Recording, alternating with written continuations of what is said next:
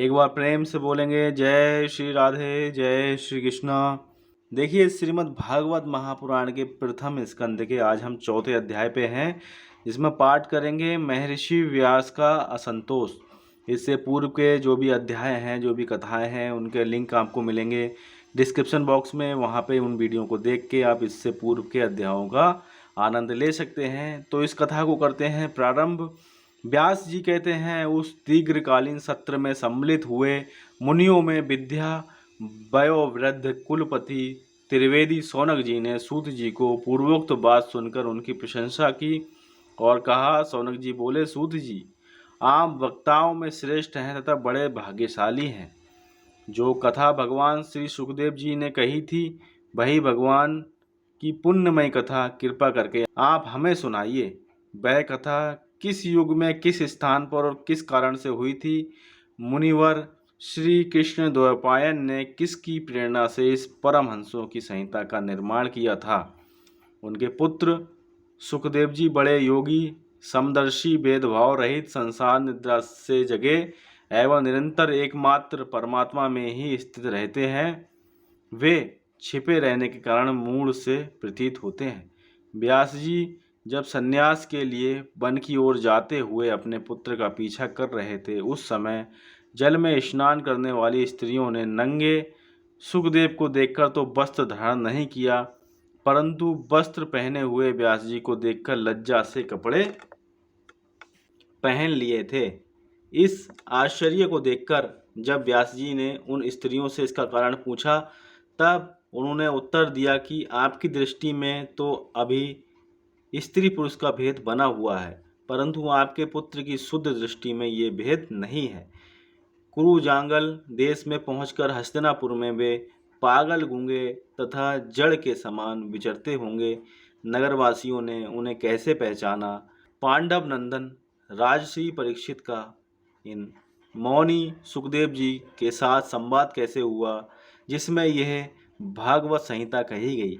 महाभाग श्री सुखदेव जी तो गृहस्थों के घरों को तीर्थ रूप बना देने के लिए उतने ही देर उनके दरवाजे पर रहते हैं जितनी देर में एक गाय दुही जाती है।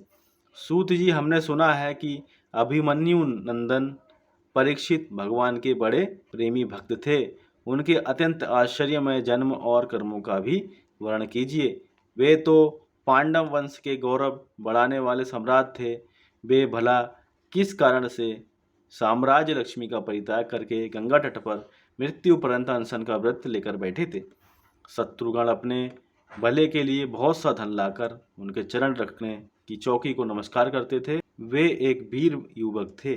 उन्होंने उस दुस्सहज लक्ष्मी को अपने प्राणों के साथ भला क्यों त्याग देने की इच्छा की? जिन लोगों का जीवन भगवान के आश्रित है, वे तो संसार के परम कल्याण, अभ्युदय और समृद्धि के लिए ही जीवन धारण करते हैं। उसमें उनका अपना कोई स्वार्थ नहीं होता। उनका शरीर तो दूसरों के हित के लिए था। उन्होंने विरक्त होकर उसका परित्याग क्यों किया? वेद वाणी को छोड़कर अन्य समस्त शास्त्रों के आप पारदर्शी विद्वान हैं सूत जी, इसलिए इस समय जो कुछ हमने आपसे पूछा है वह सब कृपा करके हमें कहिए। सूत जी कहते हैं, इस वर्तमान चतुर्युगी के तीसरे युग द्वापर में महर्षि पराशर के द्वारा वसु कन्या सत्यवती के गर्भ से भगवान के कल अवतार योगी राज व्यास जी का जन्म हुआ। एक दिन वे सूर्योदय के समय सरस्वती के पवित्र जल में स्नान आदि करके एकांत पवित्र स्थान पर बैठे हुए थे। महर्षि भूत और भविष्य को जानते थे। उनकी दृष्टि अचूक थी। उन्होंने देखा कि जिसको लोग जान नहीं पाते, ऐसे समय के फेर से प्रत्येक युग में धर्म संकरता और उसके प्रभाव से भौतिक वस्तुओं की भी शक्ति का ह्रास होता रहता है। संसार के लोग श्रद्धाहीन और शक्ति रहित हो जाते हैं। उनकी बुद्धि कर्तव्य का ठीक ठीक निर्णय नहीं कर पाती और आयु भी कम हो जाती है। लोगों की इस भयहीनता को देखकर उन मुनीश्वर ने अपनी दिव्य दृष्टि से समस्त वर्णों और आश्रमों का हित कैसे हो, इस पर विचार किया। उन्होंने सोचा कि वेदोक्त चातुहोत्र कर्म लोगों का हृदय शुद्ध करने वाला है। इस दृष्टि से यज्ञों का विस्तार करने के लिए उन्होंने एक ही वेद के 4 विभाग कर दिए। व्यास जी के द्वारा ऋक्, यजु, साम और अर्थव इन 4 वेदों का उद्धार पृथक्करण हुआ। इतिहास और पुराणों को 5वां वेद कहा जाता है। उनमें से ऋग्वेद के पैल, सामगान के विद्वान जैमिनी एवं यजुर्वेद के एकमात्र स्नातक वैशंपायन हुए। अथर्ववेद में प्रवीण हुए दरुनंदन सुमंतु मुनि। इतिहास और पुराणों के स्नातक मेरे पिता रोमहर्षण थे।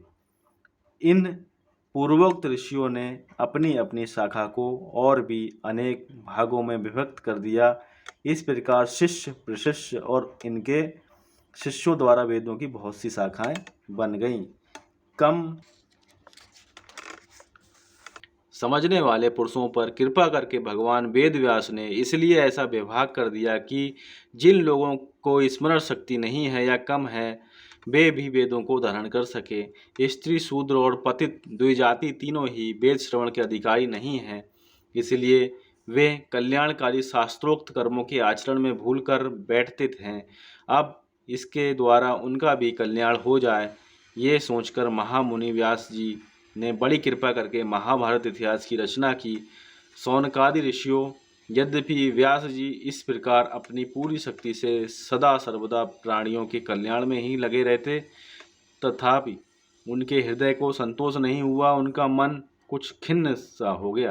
सरस्वती नदी के पवित्र तट पर एकांत में बैठकर धर्मवेत्ता व्यास जी मन ही मन विचार करते हुए इस प्रकार कहने लगे, मैंने निष्पट भाव से ब्रह्मचार्य आदि व्रतों का पालन करते हुए वेद, गुरुजन और अग्नियों का सम्मान किया है और उनकी आज्ञा का पालन किया है। महाभारत की रचना के बहाने मैंने वेद के अर्थ को खोल दिया है, जिससे स्त्री, शूद्र आदि भी अपने अपने धर्म कर्म का ज्ञान प्राप्त कर लेते हैं। यद्यपि मैं ब्रह्म तेज से संपन्न एवं समर्थ हूँ, तथापि मेरा हृदय कुछ अपूर्ण काम सा जान पड़ता है। अवश्य ही अब तक मैंने भगवान को प्राप्त कराने वाले धर्मों का प्राय निरूपण नहीं किया है। वे ही धर्म परमहंसों को प्रिय हैं और वे ही भगवान को भी प्रिय हैं। हो ना हो मेरी अपूर्णता का यही कारण है। श्री कृष्ण द्वैपायन व्यास इस प्रकार अपने को अपूर्ण सा मानकर जब खिन्न हो रहे थे, उसी समय पूर्वोक्त आश्रम पर देव ऋषि नारद आ पहुंचे। उन्हें आया देख व्यास जी तुरंत खड़े हो गए। उन्होंने देवताओं के द्वारा सम्मानित देव ऋषि नारद की विधि पूर्वक पूजा की। इस प्रकार से 4था अध्याय संपन्न हो रहा है। 5वां अध्याय करेंगे भगवान के यश कीर्तन की महिमा और देव ऋषि नारद का पूर्व चरित्र। तो एक बार प्रेम से बोलेंगे, जय श्री राधे, जय श्री कृष्णा।